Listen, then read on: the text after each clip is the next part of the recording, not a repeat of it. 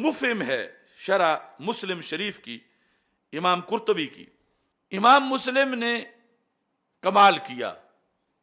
ویسے تو ترجمۃ الباب بنانے میں امام بخاری جو ہیں وہ مانے گئے ہیں، فقہ البخاری فی تراجم ہی، لیکن یہاں یہ ترجمہ امام مسلم کا بہت زیادہ اس لائق ہے کہ اس کو اپریشیٹ کیا جائے کہ آپ نے ترجمۃ الباب میں ہی اعتراض کا جواب دے دیا ہے۔ یعنی اعتراض ذہن میں تھا نا کہ ادھر یہ ہے حب الانصار من الایمان اور بغضہم آیت النفاق، اور ساتھ یہ ہے کہ حب علی من الایمان، کہ مولا علی رضی اللہ تعالی عنہ کی جو محبت ہے وہ کیا ہے؟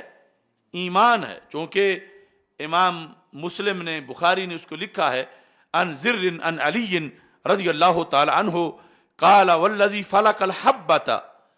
مولا علی کہتے ہیں مجھے اس رب کی قسم ہے جو ایک دانے سے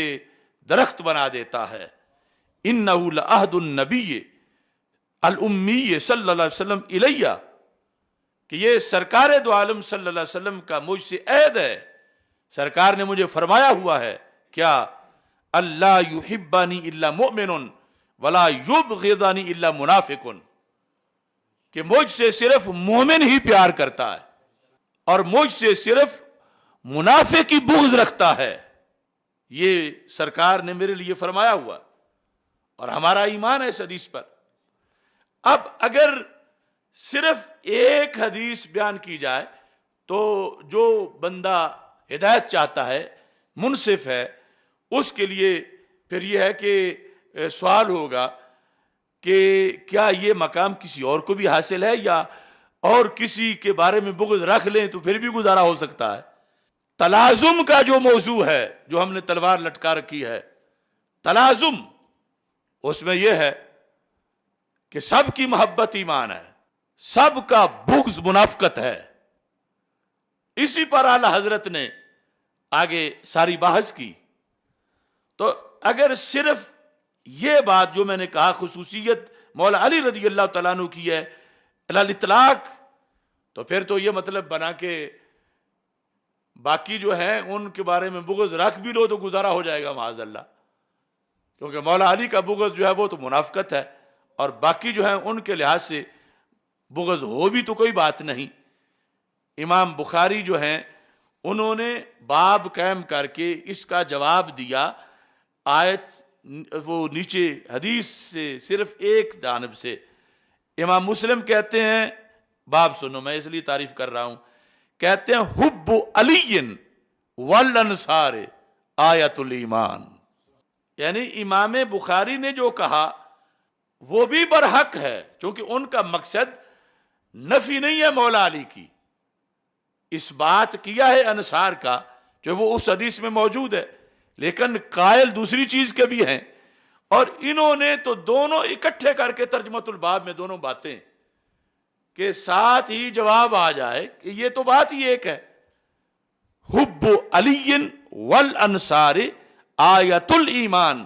وبغضہم آیت النفاق۔ یہ میں سارے سریلے خطیبوں کو اور رسیلے خطیبوں کو اور چھبیلے خطیبوں کو یہ بتانا چاہتا ہوں کہ یہ پورا سبق قوم کو بتاؤ، اگرچہ ویلیں تھوڑی ہوں یا نعرے تھوڑے لگیں، جلسے کے آخر میں اچھی طرح رخصت نہ کریں، ویسے آخرت اچھی ہو جائے گی انشاءاللہ۔ تو یہ ترجمۃ الباب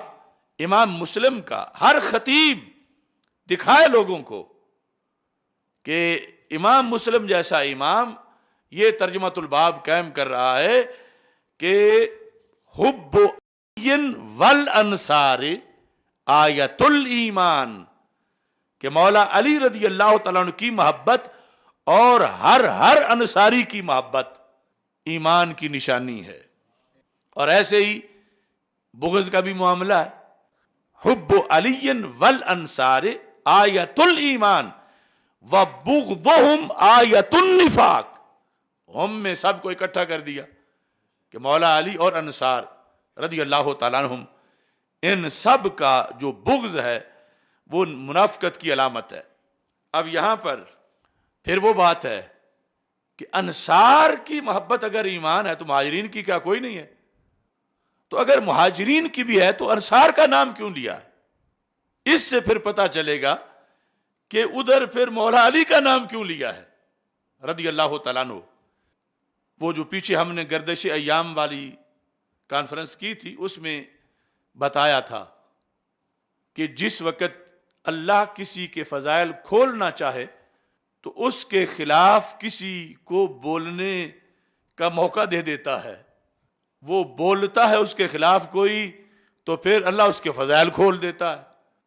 تو مولا علی رضی اللہ تعالی عنہ کے خلاف شکایات آئیں یمن سے، تو پھر یہ موقع بنا کہ بات ظاہر کر دی جائے تاکہ کسی کا نقصان نہ ہو۔ ایسے ہی انصار کے معاملے میں بعض لوگوں نے یہ سمجھا، چونکہ اس وقت تو ابھی احکام فٹ ہو رہے تھے نا، یہ حکم اصل میں وہ زمانہ جو گزرنے کے بعد پھر لوگوں کے لیے آگے اس کے احکامات کی اور حیثیت تھی، یعنی جو پہلے دن سے ساتھ ہیں، 13 سال پھر مکی زندگی گزاری ہوئی ہے، اور اب انصار کے لحاظ سے یہ سوچ رہے ہیں یہ تو آج آئے ہیں، تو سرکار نے سمجھا کہ انہیں بتایا جائے کہ انصار بھی کوئی معمولی نہیں ہے، اور وہ جو یمن والے ہیں انہیں بتایا جائے کہ اگر صدیق عمر کو تم بہت سمجھتے ہو تو مولا علی بھی معمولی نہیں ہے۔ لیکن آج دنیا ایسی ہے کہ وہ اصل جو چیز پہلے ہی ثابت تھی اس کا پیسے ویسے پتہ کاٹ دینا چاہتے ہیں۔ تو یہ سبب بنا انصار کے بارے میں کہ مہاجرین کو تو مانا جا رہا تھا، انصار کے بارے میں کچھ اس طرح کے شواہد تھے کہ لوگوں کے ذہن میں ہے کہ اب تو بلے بلے جب ہو گئی ہے تو پھر یہ بھی آ گئے ہیں، یعنی وہ جو کسی نے اس طرح کی صورتحال یعنی ذہنوں میں یا کوئی اس طرح کے قرائن، تو اس پر رسول پاک صلی اللہ علیہ وسلم نے یہ بتایا کہ یہ معمولی لوگ نہیں ہیں، ان کی محبت بھی ایمان کی نشانی ہے اور ان کا بغض بھی منافقت کی نشانی ہے۔ اب آگے آ جا کے یہ مسئلہ بن گیا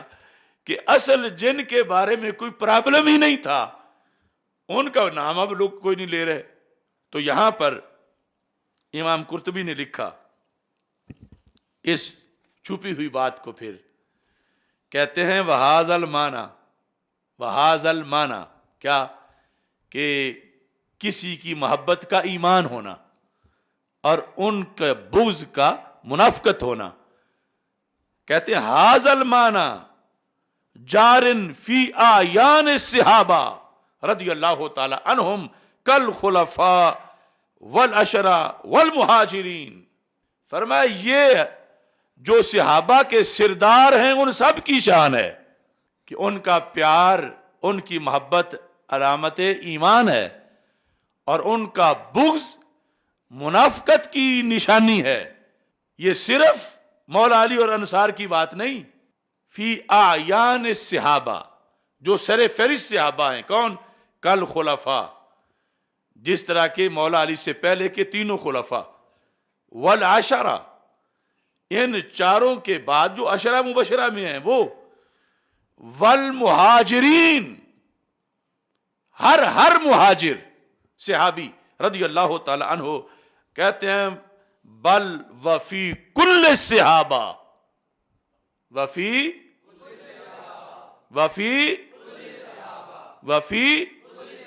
کل صحابہ،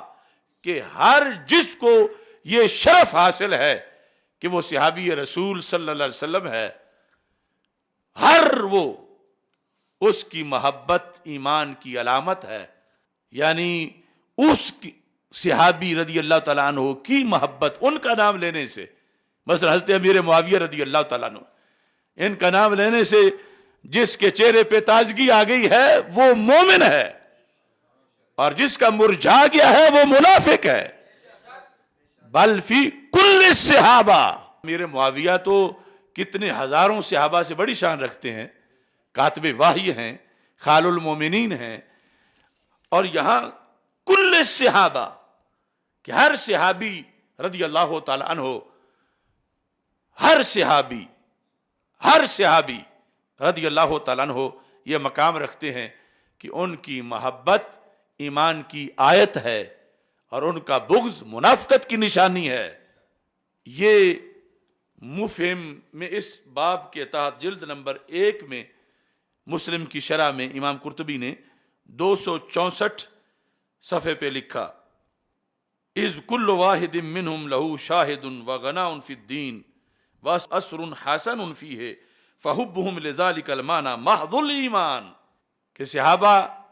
سارے کے سارے دین میں ان کا بڑا حصہ ہے، تو اس معنی میں کہ وہ سارے گواہ ہیں ایمان کے، اسلام کے، فحبہم لذالک المعنی محض الایمان، محض ایمان ہے، اور ساتھی کوئی چیز مکس ہی نہیں، محض ایمان،